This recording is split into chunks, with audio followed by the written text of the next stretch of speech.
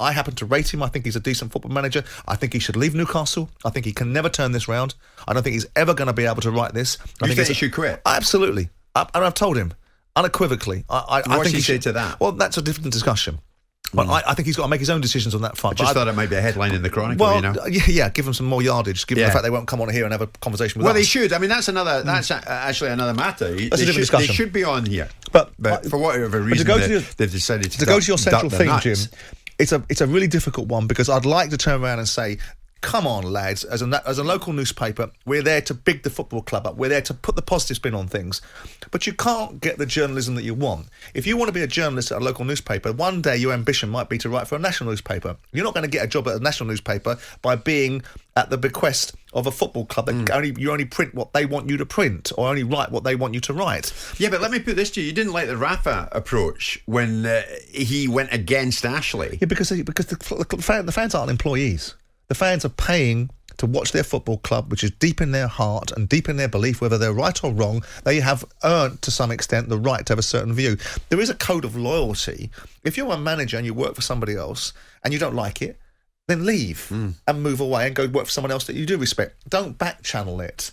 Now, of course, I'm beginning to slightly change my view on the way you might have to operate with Ashley, because I think he is a difficult animal that owns a football club with an He's not managing. We've known that a while. But he's not managing a normal football club. He's managing Newcastle United with a very different level of outlook and disposition. Crystal Palace fans are very different from Newcastle fans. London fans are very different from fans.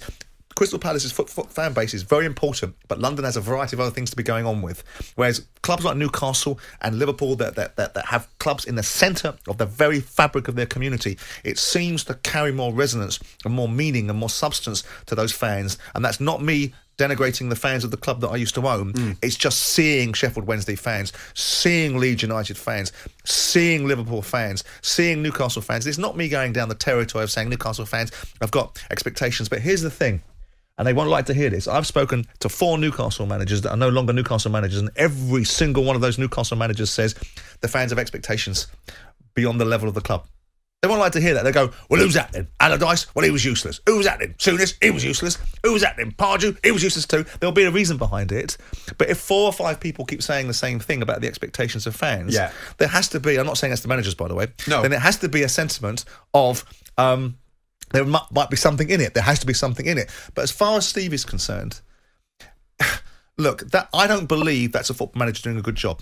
I believe he should elevate above these journalists and be able to deal with them and put them back in their place without being truculent and petulant and have a petted lip. You should be able to say, right, I know where you're coming from. I'm disappointed in you. I think you should be able to have a higher standard of journalism than tub-thumping and being journalistically destructive. But here's my answer.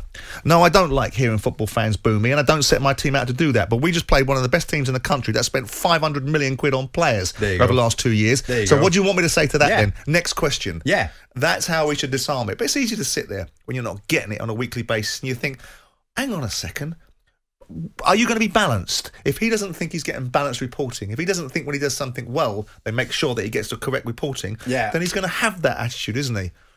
Where's this going? Well, I think we know where it's going. You've suggested to him the best thing maybe is to quit. Yeah, I've told him. I mean, it's not for me to tell him what to do. Do you think he'll quit? I don't know. That's up to him.